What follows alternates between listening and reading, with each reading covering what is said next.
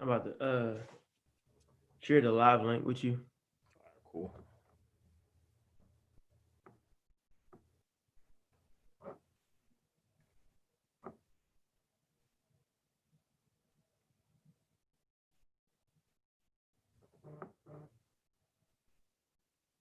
Boom. We are live.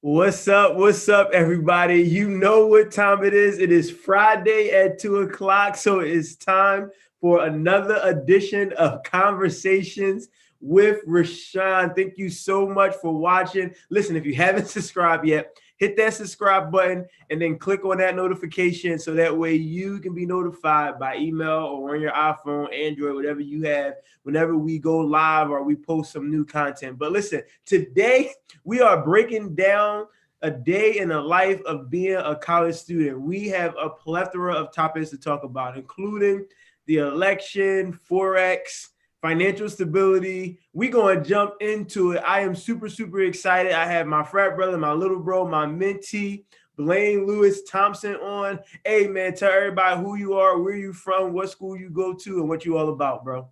So real quick, thank you for having me on the show today. It's a pleasure to be here. And everything that's going on, I'm just happy to be here, be safe, be live, virtual, and still have this conversation with you. But my name is Blaine Lewis-Thompson. I'm a senior at Cheyney University, Pennsylvania, and also a member of the greatest fraternity of all time, Phi Beta Sigma Fraternity Incorporated. And honestly, like being here in this space, I just definitely want to talk about like the college experience, what I've been going through throughout this semester with COVID-19 and everything along those lines. So, I mean, whatever you want to know, I'm here for. Yeah, man, we're gonna get into it for real. Like, it's so like it's 2020. Like 2020 is really a movie, and so I'm a big Station 19 Grey's Anatomy guy, and so I've been watching, and I'm like, as much as I love those shows, I don't know if I'm mentally and emotionally ready to watch, what's happening. Exactly. As the writers are doing a good job already. SVU, right? They did a good job last week. People are starting to write in what's happening, and I'm just not sure. Like I'm in the mental space or the emotional space to watch my life right now. Like I don't know if it's the right time for the sitcoms and episodes and the movies and the TV shows to start to dig into 2020. Like while we're still deep in the middle of it, you know what I mean? So like, yeah. I don't know. It's like I'm watching. I'm still watching, but it's just like I don't know. It does something to me. Exactly. But yeah, man. Listen, let's talk a little bit about. Let's talk about 2020 on the campus at Cheyney University with my guy Blaine. Like, how has it been? Being on campus, right? But being in virtual school, and how's the interaction with fellow students and fellow classmates, and how does that work? How is that working? It doesn't work. I'm kidding. So I mean, to be honest, to be completely transparent, so Cheyney has different aspects that makes us have more advantages compared to like other schools in the system. So Cheyney, we're a small school, we're the first HBCU at that, and our student population is very small compared to schools such as like Temple or Penn State or Kutztown or any other school, for example. So we are all on campus. We're living in our dorms. We are practicing social distancing. We are wearing a mask everywhere on campus, and we actually do have some classes in person.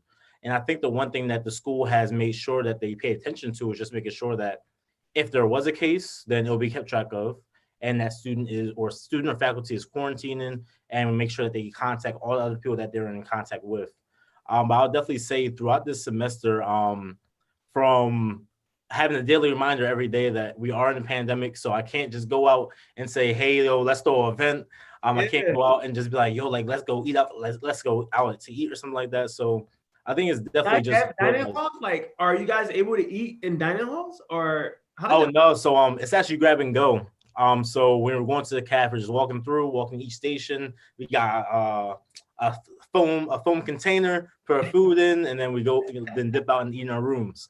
which is probably the worst part about it because, of course, the cafeteria, being on the HBCU campus is like the highlight of anybody's week. Just being in the cafeteria, socializing, talking, having fun, dancing, strolling, do whatever you want.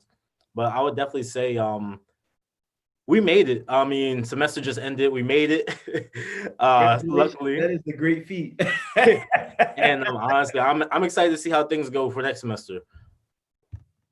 That's great, man. So, we just went through an election cycle, and I know you were very active and interactive with, ensuring people knew their options, got out and voted. And I'm just still baffled. We have there's 300 million Americans, and over 150 million of those Americans like actually went out and voted. Like that's insane to me. But tell me what the experience was like as a college student, like on the campus, ramping your fellow classmates up, and just all of the activism and work that you did around the election. How was that experience for you? And how do you think your generation impacted not really the results, but what positive can come out of this moving forward? Yeah, definitely. So while being a student here at Cheyney University, I also worked as the Pennsylvania Junior Organizing Manager for the National Urban League, which is a huge advocacy organization for civil rights and justice, and also Rise Pennsylvania, which is a student-led advocacy organization fighting for students' needs. So in those two roles, which of course there was a lot handling it throughout school, my main focus was to first get students organized and ready to vote, get them registered to vote, make sure they knew all the tools that they had in their hands as to how to make an educated decision when they're picking who to vote, and not only focusing on the president of the United States, but also looking at senators, House representatives, everything along those lines. So that was my first aspect. The second aspect was actually going out back into the communities of Philadelphia and Pittsburgh, Shenango Valley, and go in these areas and try and get people organized from their houses to start getting ready to vote and make educated decisions. And we did a huge push for mail-in ballots and early voting. Nice. I think definitely like being a college student and working in these different organizations and for driving people to vote, driving people to be more educated in voting, I would definitely say it's been a eye-opening experience. You realize that with me being college educated, I have a lot of privileges that, let's say, my best friends back home don't have. Made me realize that I can't come to somebody like, hey, you have to vote, blah, blah. This is why you need to vote. You'll get free college, all these other things. I can't talk to someone like that. I just need to come to them and ask them first, why aren't you voting? And hear them out, listen to them, and make sure I understand where they're coming from, and make sure I check my own privilege. Because, of course, I have this education that was given to me by my professors, by YouTube, by the news, but not everyone has those resources. So definitely just coming back to your community, having those conversations, and driving people out to vote. And specifically with the younger generation, I definitely think that we had a huge impact on this election, a crazy huge impact. And it's exciting to see how much young people can do when it comes to politics. And I feel like as we start really learning more and getting more in tune with how voting works, how politics works, how policy works, I will really realize that if we actually do organize all as one, we'll get legislation that we like, such as, and me being a college student, free college or $15 minimum wage. So definitely, I think we had a huge impact, and I can't wait to see what we do in the 2022 elections. I think that's more towards like House representatives and everything, and senators. Yeah, the midterms are just as important, if not more important. And I think the excitement around the fact that age group, 18 to 35, is the biggest age group in America, right? It's a mix of Generation Z, millennials. They want to just call all of us millennials. I'm a millennial. You're technically a Gen Zer, but they want to call you a millennial. That's fine. I'm okay with it. They just kind of break it. Young millennials, old millennials. They just want to call us all millennials. If we're 38 and younger, we're a millennial. All right, cool, whatever. That's fine. But the fact of the matter is, like, especially the younger millennials, right? The 18 to 25-year-olds, like, you guys are doing so much when it comes to activism, or just making sure your voice is heard, and just being more prevalent in the leadership. I see such leadership in you, but in so many like you. And the fact that at such an early time in your adulthood, you recognize your importance and the difference that you can make just by making sure your voice is heard is such a big deal. And, you know, I was laughing with you before we came on air, who was talking about like, yo, like, we really got a 10-day social studies class. Like, Exactly. we, if you didn't know how democracy worked in America, like if you didn't have an understanding of our voting system, and if your vote really matters and doesn't really count, like we learned that step by step, whether you watch Fox News, CNN, whatever you watch, right? It doesn't matter what the messaging was saying. They were still playing the same live feeds of ballots being counted, you know, explaining how electoral votes work. I learned something new. I didn't know that after the electoral college, there's actually, like, say for instance, Pennsylvania has 20 electoral votes, so there's actually 20 people that are elected to put the ballot in for, you know, to put that whatever the state decided to go. Like, that's, I had no idea that's how the electoral college worked. I always thought the electoral college was just, okay, yeah, you got 20 for PA, 16 for Georgia. And then how about the fact that I know that? Like, I never knew exactly how much electoral votes some of these states had. I had no idea that, you know, what was it? Florida got what, 29, something like that, 29 electoral votes. I had no idea. Like, Maine only had one. Like, I didn't know. Like, I didn't know. You know, Arizona has 11. Like, the fact that I know that Nevada has 6, like, this is stuck in my head now because I watched it for 10 days. Like, so how did that affect you? Like, as a young leader, as a person who maybe thought you understood democracy or politics, or, you know, seeing what I always say, you know, people say they hate politics, right? Especially in our fraternity, right? Some people say the politics is a turn off. But what we don't understand, guys, like, you know, young and old, everybody who's watching, politics is just numbers. Mm-hmm. Do you have the numbers on your side? How many people have the same opinion as you, have the same passion as you, or objective as you, or goals as you? And how many of those people can you rally together to accomplish that goal or that passion or that objective? That's all politics really is. But Blaine, how did the process, this electoral cycle and everything and how things unfolded, how did that affect you and your ability to say, okay, here's what I can do moving forward? Yeah, definitely. And I definitely want to touch on that, what you said earlier about, like, some people say like they don't like politics, and politics likes you. Yes. Politics tells you how much money you're going to make. Politics tells you what school your kids are going to go to. So politics definitely likes you. So I always tell people that, like, politics, it takes hold in every aspect of our life. And me being a nerd and a philosophy major of concentration of political science, I watch the news every single day. So going through the election cycle, really paying attention to where the power really is in the United States. And you see that the power is along the coast of the nation. You have the Great Lakes states that have upwards 10 and up electoral college votes. You have on the East Coast, you have Pennsylvania, New York, high electoral college votes. Then you have down south, Texas, Florida, and then out west with California having 55, which is the most. And you really look at to see, like, where do politicians, where do, let's say, presidential candidates really need to put a lot of attention to in order to win an election. And I mean, we saw it back in 2016 when Pennsylvania flipped red and everyone was like, oh, snap, like, Donald Trump's really going to win. And now you're looking at this year as like, okay, Pennsylvania's back to blue again. And it's like, it holds so much weight and value to see that in a state like Pennsylvania, where we're in right now, we hold so much power in terms of figuring out who our next president's going to be and where policy is going to shift. And I think definitely, like, it looks, I mean, you look at me being a college student, Pennsylvania has a lot of colleges, specifically Philadelphia area. Like I said earlier, you have Temple, you have Penn State, you have Drexel, Villanova, St. Joseph's. You have all those big schools right in Philadelphia. Then outside the outliers, I mean, we have Cheyney University, Westchester, Bloomsburg, not too far away, East Stroudsburg up north. So you definitely see that those young people coming from those areas really make Philadelphia such a crazy, powerful stronghold that can change a whole election from one way to another.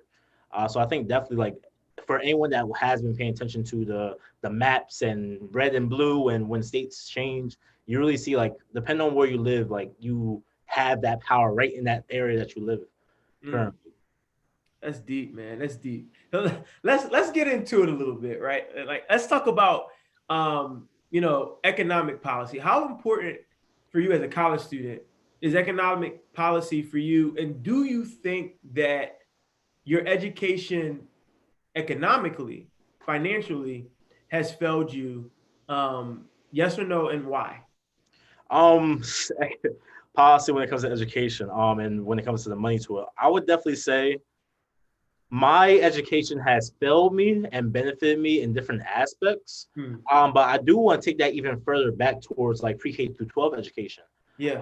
Because not even just college education, because I mean, honest to be frank, you do not need a college degree to be successful in this country. You don't need that. But of course, the basic education that is automatically provided to you is that pre-K through 12, or just kindergarten through 12. And I would definitely say a lot more money should be put into these systems in order to provide the tools that people need to be successful later on. Like, for example, like in high school, I never had a financial awareness class. I never had a class teaching me about politics or how elections work. I mean, we had social studies where you covered for like a chapter or so, but it didn't really put in detail exactly what my rights are, how I get registered to vote, how I vote, how I look at certain policies, what a Democrat is, what a Republican is, everything along those lines. And then going even further with college, from that aspect of high school, when you don't have that financial awareness class, now you're going to a college and you're like, okay, this looks like a good scholarship. Let me sign off on here. Boom. Now you're paying $20K a year. Yeah. so $80K by the time you get out of college and you're graduating now, and you got a job that pays you $30K a year starting out.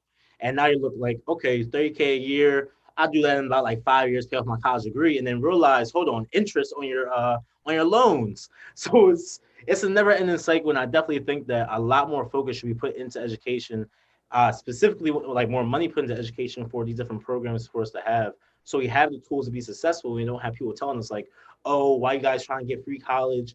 You guys should have been smarter than that. You guys should have been working your values and your budgets. And I'm like, we're like 17, 18 when we're picking school. So honestly, I definitely say like economically, things like free college, free public school college. Yeah.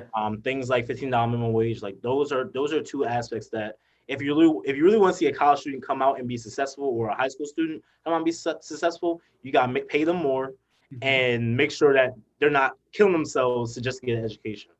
That's awesome. That's great advice. So for all of you employers out there, I hope you're listening. So you're a senior. So you've had the opportunity you're graduating. So that's excellent. Congratulations. So you made it through, right? But financially, like, what have you struggled with over the last 4 years as a college student? And what can I help you with, or what can I help others with that maybe you struggle with, that a hump that you got over financially, or something that you're doing to ensure your financial success? So I'll start all the way from the start of college. So my personal experience, I was blessed enough to receive a full ride for school. So only things I'm really worried about paying for is if I want to go out, if I want to order food on campus, stuff along those lines. So I was blessed in that situation, but I know so many others aren't blessed in that way. So I definitely want to start off with what are some ways for students coming straight out of high school to make that educated decision when it comes down to picking a school to go to and spend 4 years at. Yeah, that's deep, man. And I think you touched on it already when you talked about what's your earning potential, right? So when you're looking at your major, it's not really the school that you're looking at, it's really the major that you're looking at. One of the most important stats that people look at when picking the school is the job rate, the job ratio. Like, so the graduation to I got a job right out of graduation. But one of the things that we don't look deep enough into is the average salary per graduate. Exactly. Coming out of that school. So, that's one of the things you want to look at.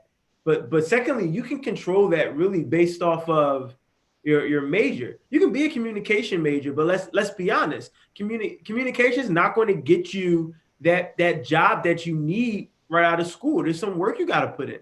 So you might need to dual major or minor in marketing, or business management, and maybe take a consulting job or a marketing job right out of school that's going to pay you, anywhere between $40,000 to $70,000 while you're doing your communication and your journalism and stuff like that on the side, right? So, really my advice would be to identify right away what your earning potential is based on the career that you want to get into.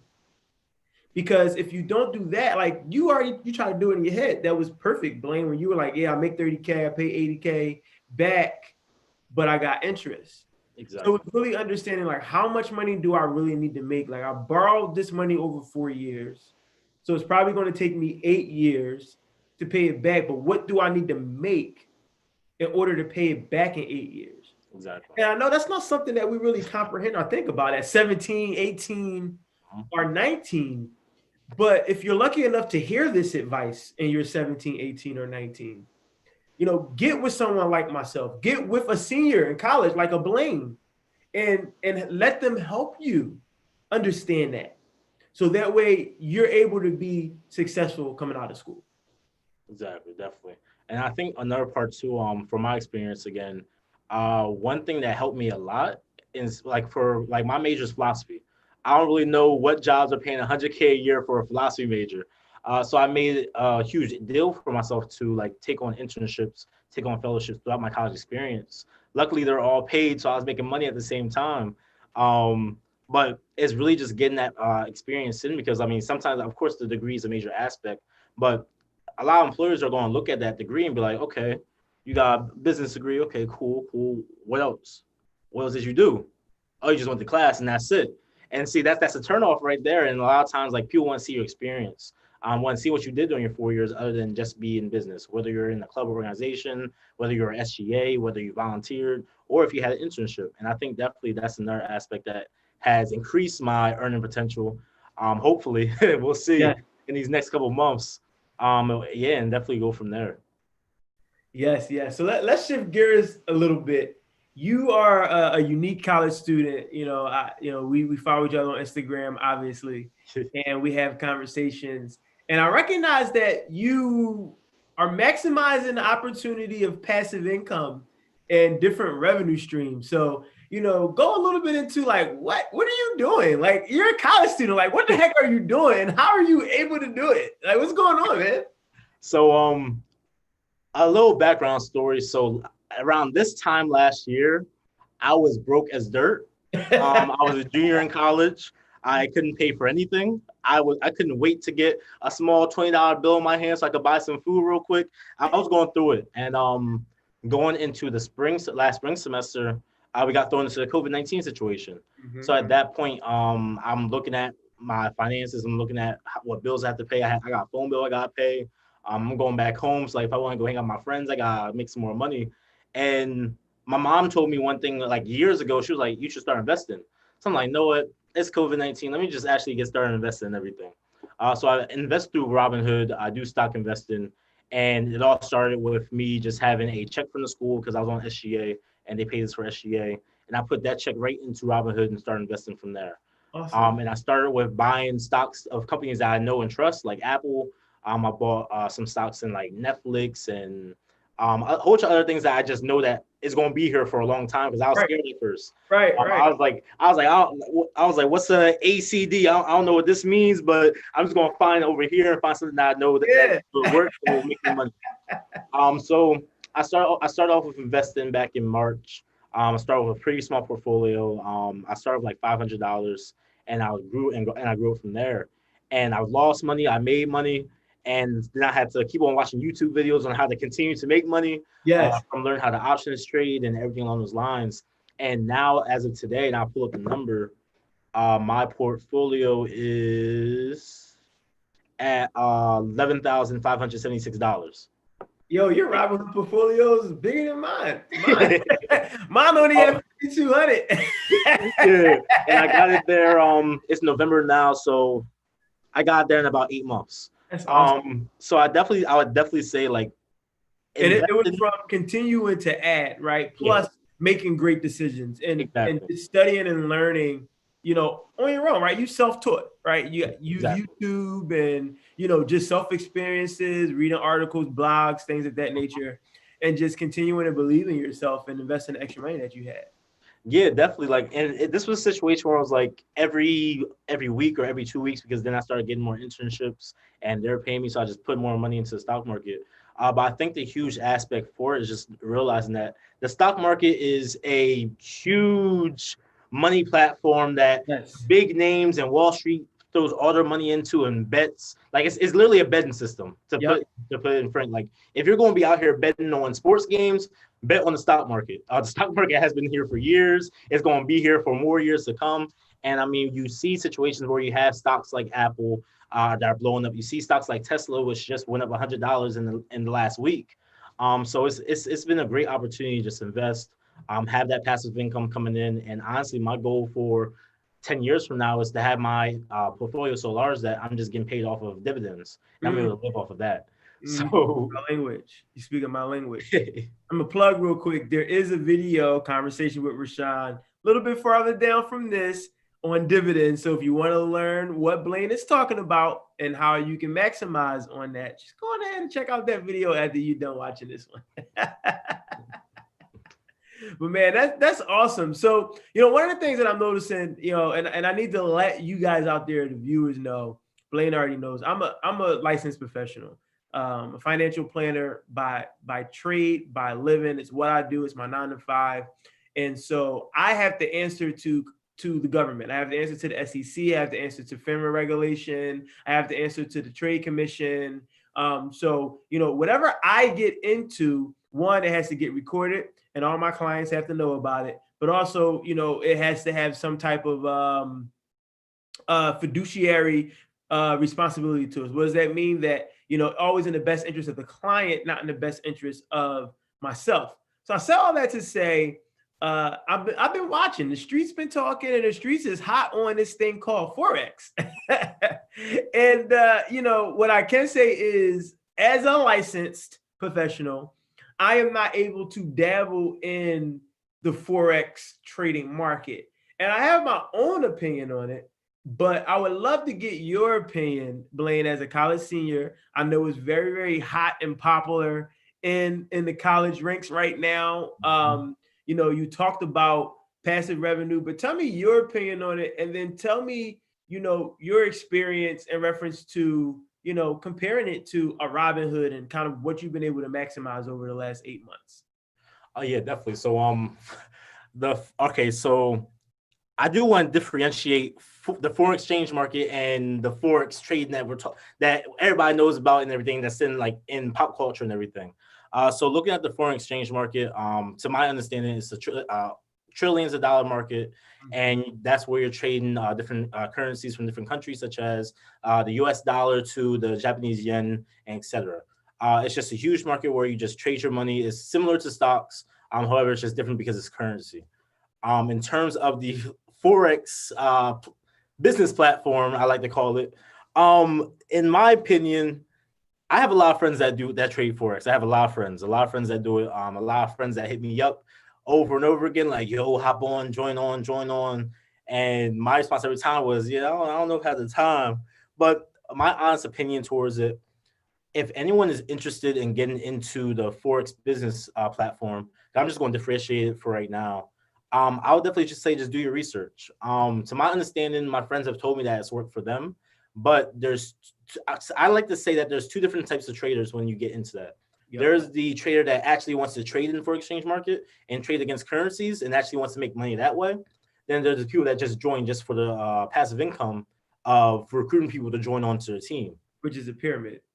Which is a pyramid. Mm-hmm. So of course, trading currencies, I'm all for. The team aspect, I'm a little bit iffy about it, just off the strength that a lot of times when I've been seeing the advertisement, it seems like false promises. A lot of times people will talk to you, they'll say, hey, hop on, you'll make this much money each month. You just got to bring on 12 people. But the issue is, if you don't bring on that many people, you're stuck paying that monthly fee. Mm-hmm. So I would definitely say do your research. I'm not going to say if I would never get into it.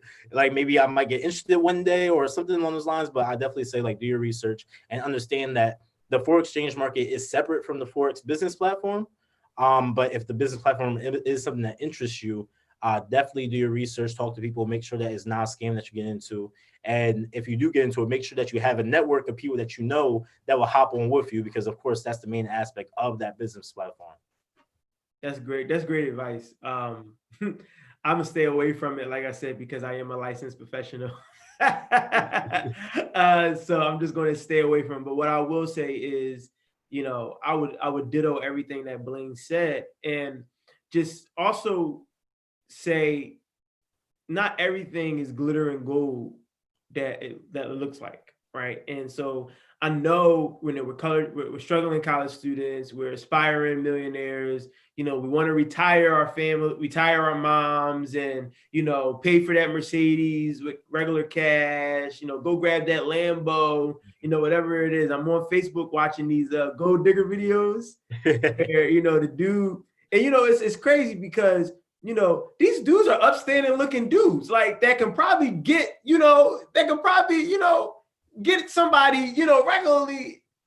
And it's like watching the reaction once they see these. I'm like, yo, is this real life? Like, is this how we really react to, the luxury cars and things of that nature? And it's all it takes is a luxury car for you to hop on. Like, that's crazy. The one dude was like an ex-football player or something like that. Like, and she still was like, nah, I'm okay, until he got into the Lambo. And she was like, oh, wait, what are you doing? And I'm like, what is going on?